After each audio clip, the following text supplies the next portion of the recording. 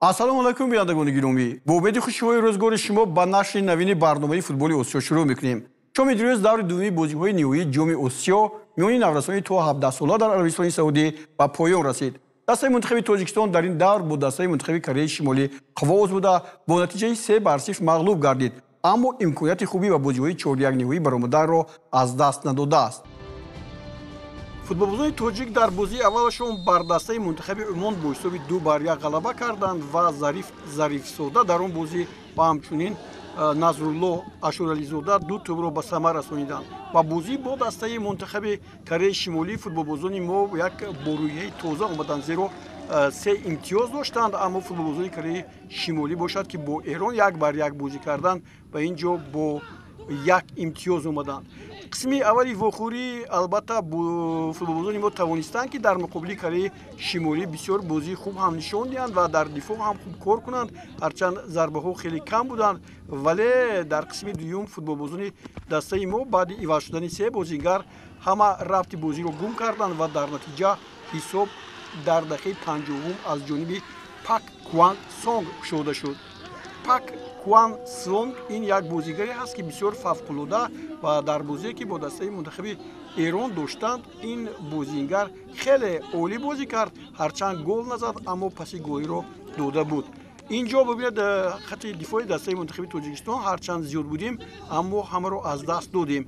боз як ҳуҷуми футболбозони дастаи мунтахаби ин ҷо Кореяи Шимолӣ аст. Кореяи Шимолӣ бо бозигарони хубаш ин ҷо онҳоро ҳам ёд кардан мумкин, Ан Ҷин Сок ва ҳамчунин Ри Рог Вон, ки ҳоло ин ҷо боз як ҳуҷуми дигар аст ва тӯби дуюмро боз ҳамон бозингар Пак Кван Сонг мезанад ва голи дуюмашро ба самар мерасонад. яъне дубли худро ин ҷо анҷом медиҳад барои футболбозони мо. Аллакай ҳама чиз аз даст рафта буд, аммо мо мубориза бурдем ин ҷо каме ҳам бошад дар қисми дуюм, вале дар бозиамон як ноҷӯрӣ эҳсос гардид. инро дар бозиҳои минбаъда бояд дигар кунем, зеро ки бубинед ҳоло 4 муҳофизатгари мо дар муқобили 3 бозингари хади ҳуҷум ҳастанд ва имкон медиҳанд ки ин ҷо Ри Канг Рим тӯбро ба самар расонад, ҳисобро 3-0 намояд. ин бозигар ҳам ҳоло зери назари мутахассисони аврупоӣ аст ва шояд 3 нафар бозигаре ки ман ба шумо гуфтам ба бозиҳои дигар раванд. Кореяи Шимолӣ дар ҳақиқат нисбат бозиаш ба дастаи мо хеле беҳтар буд. дигар ҳолатҳои голзанӣ ҳам буданд. ин ҷо дарвозабони мо Мелик Муродов ҳам хуб бозӣ кард ва дар натиҷа ҳисоби 3-0 моро рӯ афзода кард, аммо тавре гуфтем бозии оянда онро нишон хоҳад дод. дастаи мунтахаби Умон баъди ғалабаш бар дастаи мунтахаби наврасони Эрон дар гурӯҳи Д имкони ба бозиҳои ниҳоии ҷоми ҷаҳонро хат гирифтанро барои ҳар се дастаи азинаи дуввум то чорум баробар кард. дар сурати ғалабаи дастаи мунтахаби Тоҷикистон бар Эрон, Тоҷикистон ба бозиҳои ниҳоии ҷоми ҷаҳон меравад ва дар сурати мусовии Тоҷикистон бо Эрон ба бохти Умон аз Кореяи Шимолӣ боз футболбозони мо метавонанд ки бо 4 имтиёз ба бозиҳои минбаъда рохат бигиранд. бохт аз Эрон ва ё ғалабаи Умон бар Кореяи Шимолӣ Умонро ба даври бозиҳои ҳазфӣ рохат медиҳад. тамошо мекунем. дастаи мунтахаби Умон дар вохӯрӣ бо дастаи мунтахаби Эрон тамоми имкониятҳоро истифода бурд ки ба ғалаба ба даст орад. ба ин ҳам онҳо бархурдор шуданд, аммо дар оғози бозӣ мунтахаби Эрон ки яке аз дастаҳои пурқувваттарин аст, аз ҳамин зарбаи стандартие ки ҳоло ин ҷо зада мешавад, Моҳун биҳиштӣ ӯ тӯбро ба тӯри дарвоза равон кард ва ҳисобро боз кард. бисёр зарбаи олиҷаноб буд ва ин ҷо тавре мебинем Аҳмад Арравайҳи дарвозабони дастаи мунтахаби Умон ин тӯбро баргардона натавонист ва дертар бо ҷасташ ин ҷо тавре мебинем кӯшиш кард, вале ҳисоб 1-0 шуд ва футболбозони дастаи Эрон баъди ин голи задаашон каме ҳам дар қисми дуюм имкониятро ба соҳибони майдон доданд. ин ҷо ба ҳайси соҳибони майдон Умон муаррифӣ мешуд ва дар натиҷа Алвалид Арраштӣ тӯбро ба самар расонид. ин ҷо як бозии ҷолиб ҳам буд. бо усули қайчӣ тӯб ба ӯ фиристода шуд ва бисёр моҳирона ин ҷо бозигари нав ба майдон омадаи дастаи мунтахаби Умон бозӣ кард, Усам Алмаари. вале футболбозони дастаи мунтахаби Эрон 1 дақиқа пас аз ин ҳолат боз аз нав ба сафи пеш баромаданд ва Эҳсон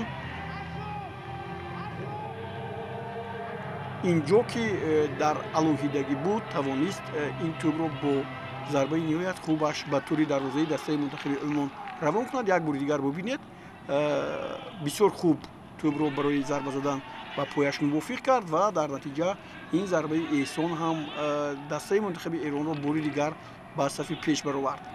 2-1 буд, дар ҳоле ки футболбозони дастаи Умон хеле кӯшиш зиёд карданд вале натавонистанд ва сипас зарбаи пеналти аст ва Аҳмад Ал-Амрани дар дақиқаи 74 ҳисобро баробар намуд. ҳоло як бори дигар бубинед, инҷо қоида дар майдони назди дарвоза вайрон карда шуд ва довар инҷо зарбаи пеналти ҳам таъин кард. бозӣ шояд бо ҳамин ҳисоби 2-2 ба поён мерасид, аммо футболбозони дастаи мунтахаби Умон боз як ҳуҷуми дигарро инҷо созмон доданд. бубинед дар муқобили Эрон ҳамин гуна мисли Умон бозӣ кардан мумкин аст. ин барои дастаи мунтахаби Тоҷикистон мегӯям ки онҳо маҳз дар бозии даври сеюм ки ҳалкунандаю тақдирсоз ҳаст бо дастаи мунтахаби Эрон бозӣ мекунанд ва онҳоро мағлуб кардан мумкин аст. бубинед ҳамагӣ 3 нафар буданд дар майдони назди дарвоза ва голи пирӯзиоварро Аҳмад Ал-Амронӣ зад ва ин голи дуюми ин бозингар ба ҳисоб меравад.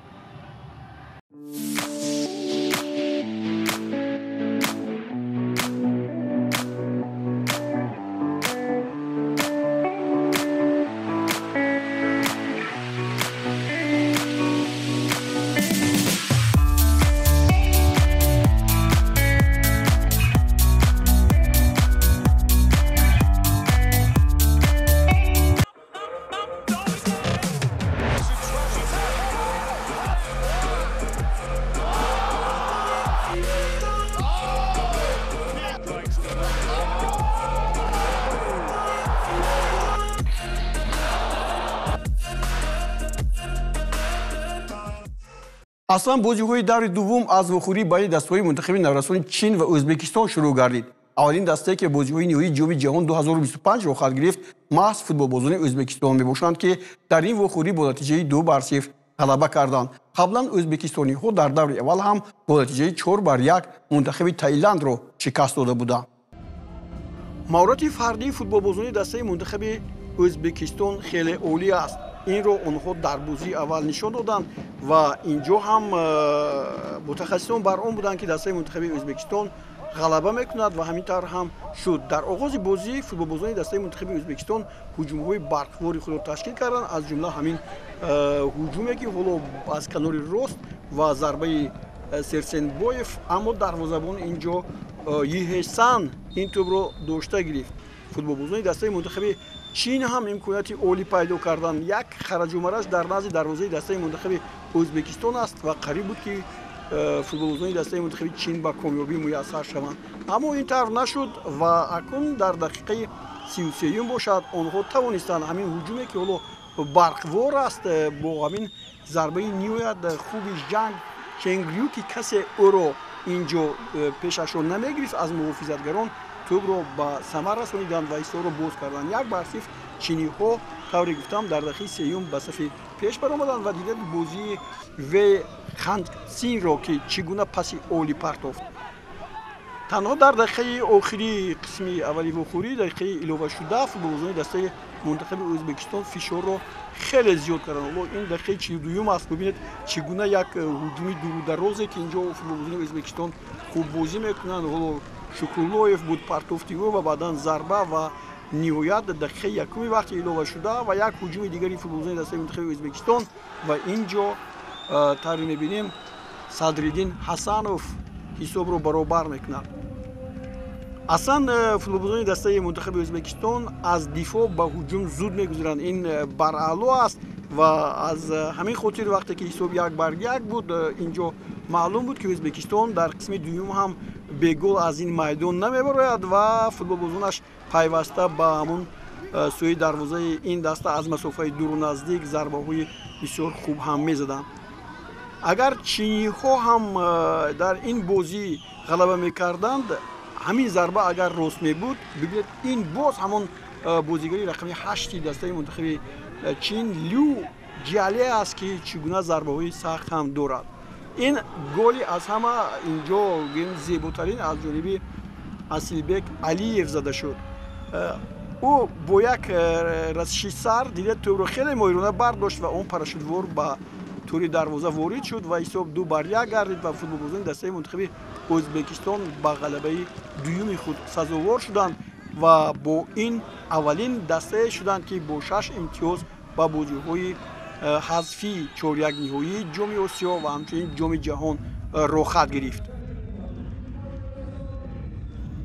در گروه А وابسته به دور سوم بازی‌ها دسته منتخب عربستان سعودی نیز روی خود را به بازی‌های نهایی هموار کرد. این دسته فوتبالبازان تایلند را با نتیجه 3-1 مغلوب نمود. هرچند تایلندی‌ها در دقیقه 17 با گل سیواکور فونسان حساب را باز کردند، اما بعد از این برتری را کاملا به دست عربستان سعودی گذاشتند و از امتیاز گرفتن بی‌نصیب شدند. دسته عربستان سعودی هم رفتن را حل و فصل نمود.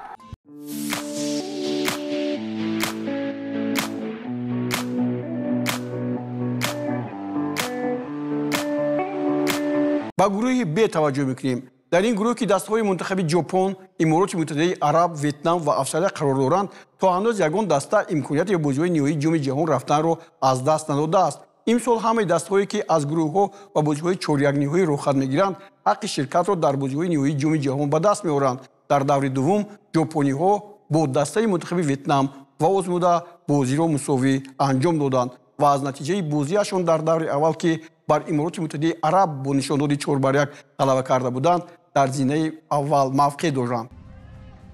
دسته منتخب ویتنام در وخوری اولش با یکی از دسته‌های پرقوت استرالیا روبرو شد و بازی را مساوی انجام داد. آنها امکانیت داشتند که در این بازی غلبه کنند، ولی چند ضربه‌ای که اینجا با چشم رسید وارد توی دروازه نگردید.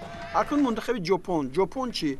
ژاپن در وخوری اولش امارات متحده عرب را با حساب 4-1 شکست داد و در بازی که حالا اینجا ویتنام با ژاپن می‌گذرانند، فوتبالبازان دسته منتخب ژاپن در همین یک هجومی دور درازی که اینجا دارند، حالا ما می‌بینیم با ضربه نهایت عالی از کنج میدان حالا ضربه کنجی زده می‌شود و آنها حساب را باز کردند.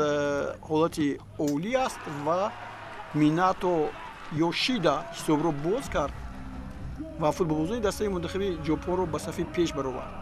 در مقابل ویتنام بازی کردن ژاپن دشوار شد. در رفت این بازی فوتبالبازان دسته ویتنام هم امکانیت برابر کردن حساب را داشتند. هجومشون برقوار بود، فشار می آوردند. حتی من ببینید این هجومی که فوتبالبازان این دسته محض تشکیل کردند ویتنامی ها و نگوین ویت لونگ ضربه خوب نزد و در قسم اولی وخوری باز یک حالت دیگر را فوتبالبازان دسته منتخب ژاپن اینجا حالت 100% گلزنی را ببینید.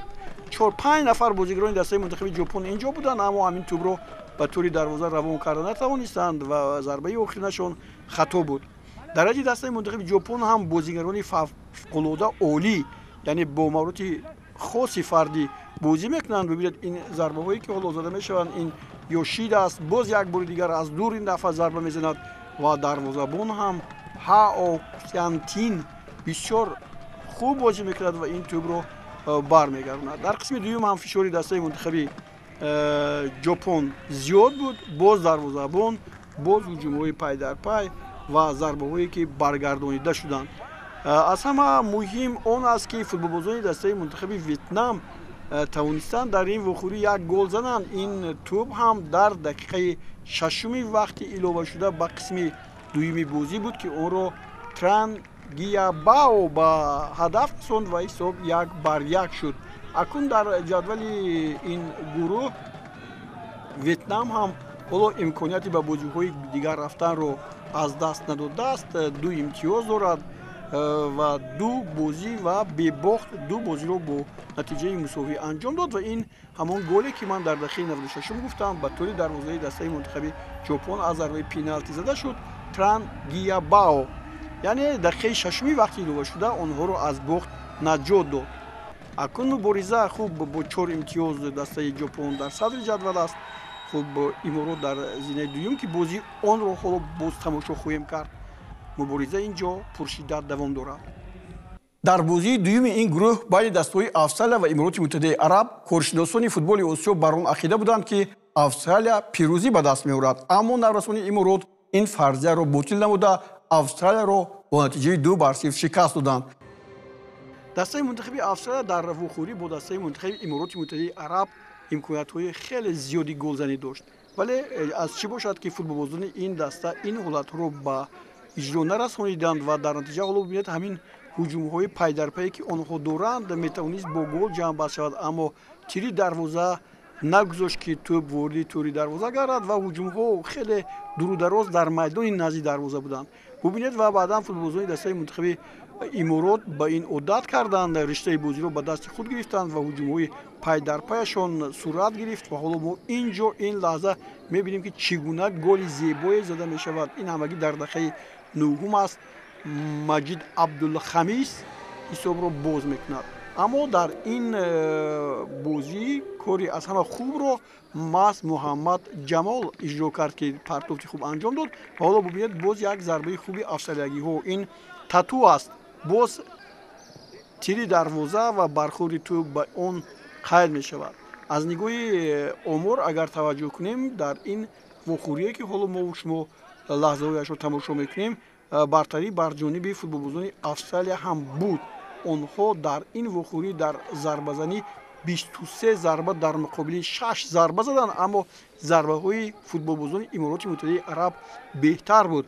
ҳоло бибинед дар ҳоле ки футболбозони дастаи австралия дар ҳуҷум ҳастанд, 8 зарбаи онҳо ба чаҳорчӯби дарвоза рост омад, яъне дақиқ буд зарбаҳояшон. ин ҳолат барои иморотиҳо 4 маротиба буд. дар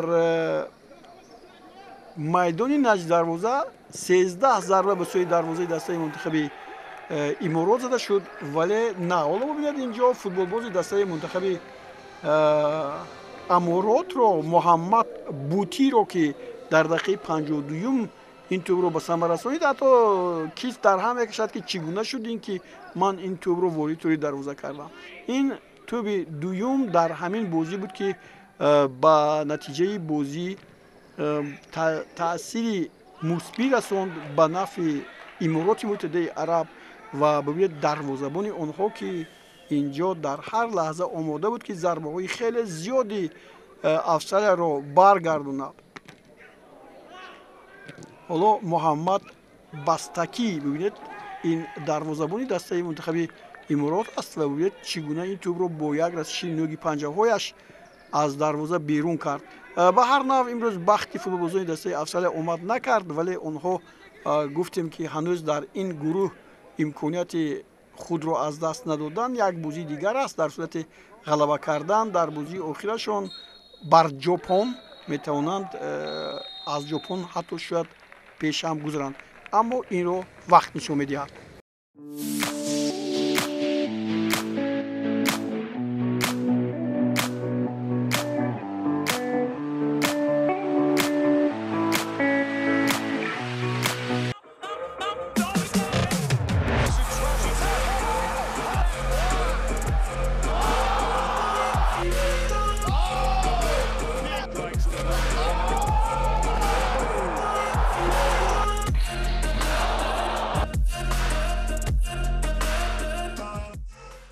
дар гурӯҳи С Индонезия ба бозиҳои ниҳоии ҷоми ҷаҳонро хат гирифт, вале аз байни дастаҳои Кореяи Ҷанубӣ ва Яман яке метавонад муборизаро барои ҷоми Осиё идома диҳад. Кореяи Ҷанубӣ баъди бохти ғайричашм дошташ аз дастаи мунтахаби Индонезия дар даври якум, ама қаҳру ғазаби худро дар даври дуввум аз мунтахаби Афғонистон гирифта ба дарвоза 6 тӯб равон кард.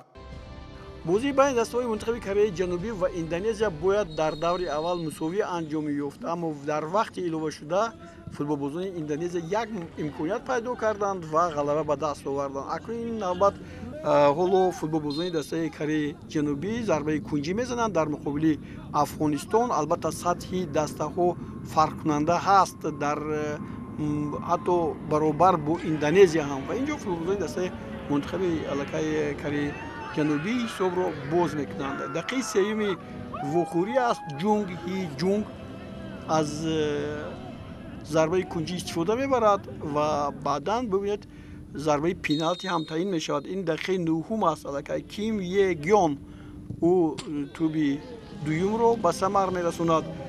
шиддати бозӣ бисёр ҳам олӣ буд. футболбозони дастаи мунтахаби Кореяи Ҷанубӣ бисёр ҳам бозии зебо нишон медоданд ва фишорро он қадар зиёд карда буданд ки توپ همیشه به سوی دروازه دسته منتخب افغانستان میرفت. حالا باز یک هجومی فوتبالبازان این دسته است. هجومی دور دراز ببینید از دور ضربه زده می شود و کیم یونگ سیونگ گل سوم رو میزند. یعنی یک طرف اگر همین طرف ببینیم اگر اینجا دروازه‌بان هم موقعش رو از دست داده بود حمید امیری و این حالت رو فوتبالبازان دسته کره استفاده بردن. حالا باز یک حالت دیگر در قسم دوم مالکه دقیقه 51 حرم هم یک گل زد. گل چهارمی دسته منتخب کره جنوبی است. حالا ببینید بسیار یکدیگر رو خوب میفهمند، موقعیت های یکدیگر رو عالی میدونند بازیکنان دسته کره جنوبی که این از همه مهم است. آنها میدونند که به کجا توپ رو پرتند و ببینید 4 نفر یک باره به هجوم میگذارند و ضربه میزنند. پارک بیونگ چان اینجا گل الکای پنجمی دسته کره رو به ثمر رسونید و در این برابر دروازه‌بان هم چی کم میکند. خط دفاع اینجا همه امکانیت ها رو برای فوتبالبازان دسته کره داد و باز یک امکانیت دیگر. حالا ببینید که الکون حساب الکای 6-0 میشود. کیم یون سیونگ گل دومش رو میزند. این گل دومش در این وخوری است و بازی با حساب 6-0 به انجام رسید. افغانستان از این گروه به بازی‌های من بعد رفتن نمیتواند. نورسان اندونزیا از نگاه عمر در بازی اول از دسته منتخب کره جنوبی خیلی خفه مانده بودند، اما در وخوری دوم با یمن نتیجه‌اش را بهتر کردند و با حساب 4-1 ظفر یافتند. در دور سوم محض کره جنوبی با یمن وارد رقابت می‌شود. دسته منتخب یمن در بازی اولش بر افغانستان با حساب 2-0 غلبه کرد و حالا در مقابل اندونزیا که بسیار هم دسته با سرعت است، بازیگرانش سرعت عالی دارند و همیشه در هجوم نقش مهمی می‌بازند. ضربه‌های دورشان هم بسیار نشان‌آور است که حالا ما می‌بینیم ذهبی گل اینجا توانست که اولین توپ رو به ثمر رساند. یک بار دیگر ببینید که چگونه این فوتبالباز در تنهایی توپ رو قبول می‌کند و اون رو برای ضربه زدن مایل می‌کند. ببینید از محافظتگر این توپ به او رسید و این ضربه عالی موقع دروازه‌بان نه آنقدر خوب بود. اینجا ویسام از صباحی و او توپ رو از دروازه‌اش گرفت. باز یک هجوم دیگری فوتبالبازان دسته اندونزیا آنها فشار رو آنقدر سخت کردند که 5 نفر در میدان نزد دروازه دسته منتخب یمن قرار داشتند و فضلی آلبرتو ببینید این بازیگری که چون آلبرتو است نامش عربی است، اسم پدرش رو که فامیلیش آلبرتو است توانست با همین ضربه گل زند.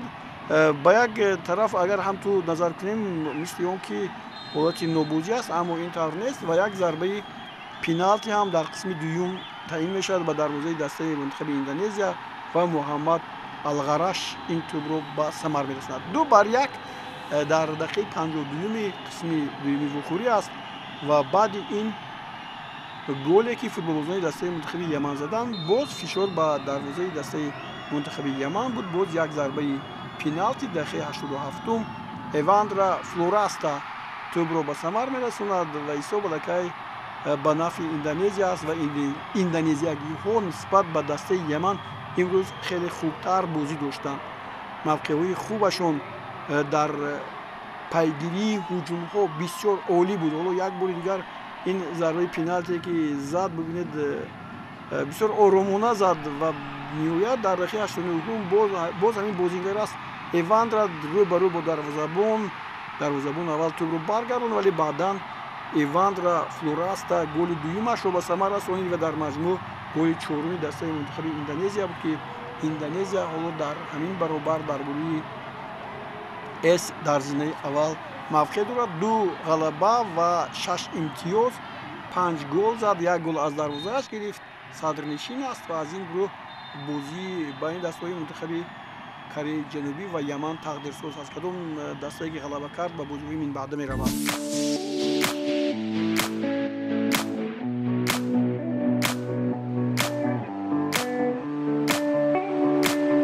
دهم اپریل کره جنوبی با یمن، افغانستان با اندونزیا و 11 اپریل تاجیکستان با ایران و عمان با کره شمالی یا خلق دموکراتی به مسافه هم خواهند رفت. در همینجا برنامه نوبتی فوتبال آسیا را به پایان می‌رسانیم. هر تو بازدید. خود رو احتیاط کنید.